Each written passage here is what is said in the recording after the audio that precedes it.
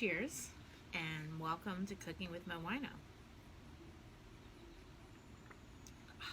It is early Sunday morning, and I am enjoying an iced coffee as I am roasting garlic for another video that I intend to make later on today.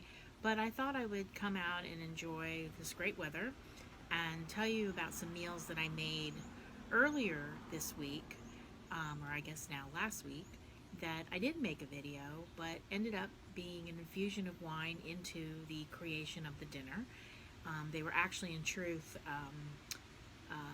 cookbook test recipe kitchen days, and I decided to share them with you. I made two things that involved wine, surprise, surprise, and they were pretty tasty. So we had a lovely homemade onion soup, and then we also enjoyed a roasted pork loin with sauerkraut and apples.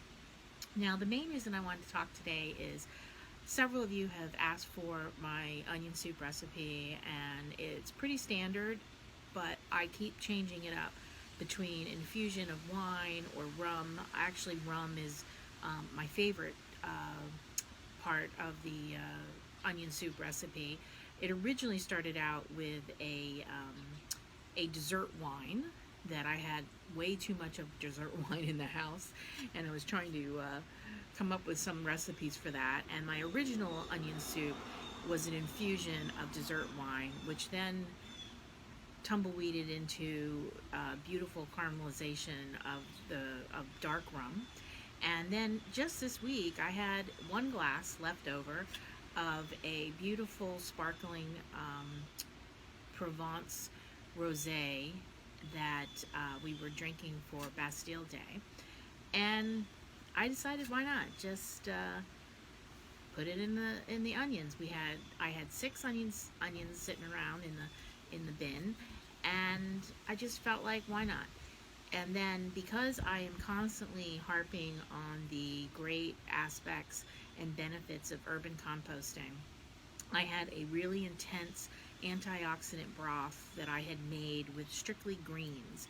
I had leftover bits of bok choy and kale and celery hearts and scallions, and it basically was a green urban composting bag that I made a very high antioxidant based with cinnamon and ginger and garlic and red pepper.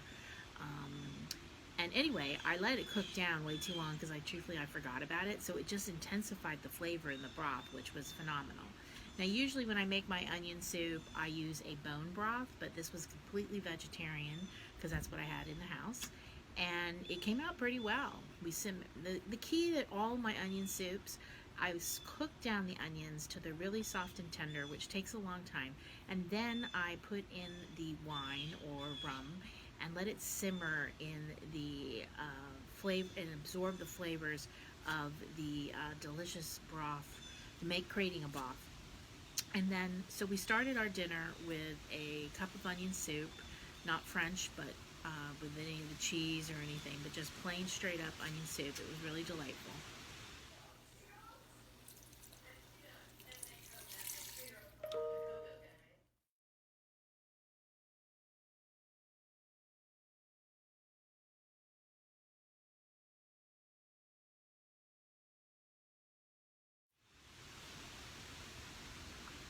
And then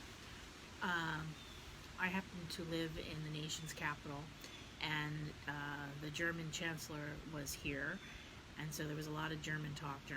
So I decided to work on the German chapter of my cookbook, and what ended up being a pretty delicious meal that we baked or roasted rather, a pork loin on top of a bed of sauerkraut.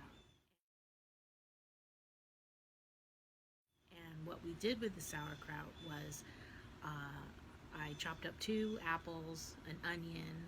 I added a fourth of a cup of brown sugar, and then I then I added a fourth of a cup of leftover Rhone varietal white wine. And we mixed that all together, put it on the bottom of the roasting pan, put the pork right on top, let it cook for literally 2 hours. But I did what my grandma always did.